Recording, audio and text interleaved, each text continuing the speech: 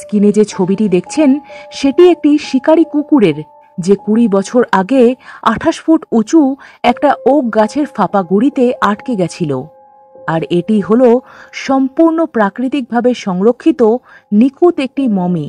কিন্তু শিকারী কুকুরটি কিভাবে গাছের গুঁড়িতে আটকে গেল এবং তার শেষ পরিণতি বা কি হয়েছিল জানাবো আপনাদের আজকের ভিডিওতে। 1980 সালে ইউনাইটেড স্টেটসের জর্জিয়াতে ক্রাফট কর্পোরেশনের কাঠুরেরা একটি ওক গাছ কাটার সময় তার ভেতরে কুকুরটির মমিফাইড দেহাবশেষ খুঁজে পায়।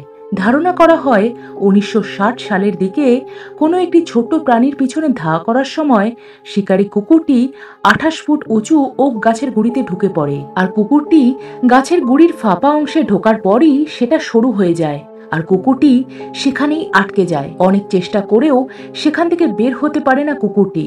শেষ পর্যন্ত দীর্ঘদিন অনাহারে থেকে মৃত্যু হয় তার। কাঠুরেরা গাছটির খোসা ছাড়ানোর পরিবর্তে সাউদার্ন ফরেস্ট ওয়ার্ল্ড জাদুঘরে মমিফাইড কুকুর সহ সম্পূর্ণ গাছের গুঁড়িটিকে দান করে দেন এবং বর্তমানে ওখানেই সেটিকে প্রদর্শন হিসাবে রাখা হয়েছে।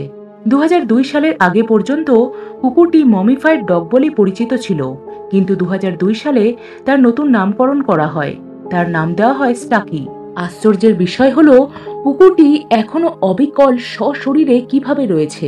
এর আসল রহস্য হলো ওক গাছে থাকা ট্যানিন নামের একটি কেমিক্যাল, যেটি যে কোনো জিনিসের আর্দ্রতাকে শুষে নিয়ে তার ক্ষয় প্রতিরোধ করে এবং কোনো প্রকার গন্ধ ছড়াতে দেয় না। এই কেমিক্যালের জন্যই ওক গাছে কোনো পোকামাকড় থাকে না। কুকুরটির ক্ষেত্রে তার মৃত্যুর পর ওক গাছে থাকা ট্যানিন কুকুরটির শরীর থেকে সমস্ত আর্দ্রতা শুষে নিয়ে শক্ত কাঠের মতো শুষ্ক করে দিয়েছিল তার শরীর। আর শরীরের সমস্ত গন্ধ বাতাসের মধ্যে গাছের ওপরের দিকে উঠে মিলিয়ে গেছিল।